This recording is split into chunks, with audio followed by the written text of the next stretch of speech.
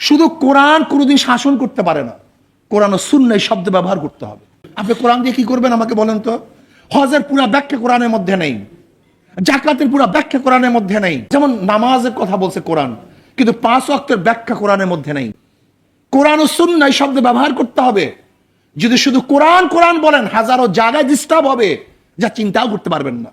এর জন্য আমি প্রত্যেকটা বক্তব্যকে বলবো, যখনই বলুন কোরআন সুন্নাহ, কোরআন সুন্নাহ, কোরআন সুন্নাহর আইন, শুধু কোরআন কোরআন, এটা ঠিক না। এটা হালে কোরআনিয়াদের একটা সাবজেক্ট, এটার মধ্যে মারাত্মক ভাবে একটা দর্শনের গলত আছে।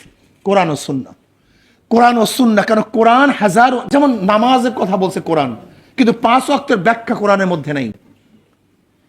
ইন্নাস সালাতা কানাত আলাল মুমিনিনা কিতাবাম মাওকুতা, ওয়াক্ত মতো নামাজ পড়া, কোন ওয়াক্ত কোন সময় শুরু হবে এটা কোরআনের মধ্যে ব্যাখ্যা নেই।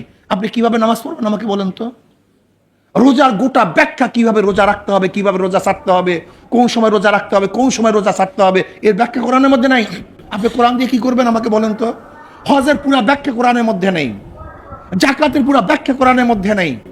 চুরি করলে কি পরিমাণ চুরি করলে, কখন চুরি করলে, কোন অবস্থায় চুরি করলে, এর ব্যাখ্যা কোরআনের মধ্যে নাই। কাজে আপনাকে অবশ্যই মনে রাখতে হবে, শুধু কোরআন কোরআন, এর মধ্যে শুভঙ্করের ফাঁকি। এটা আহলি কোরআনিয়াদের একটা স্লোগান।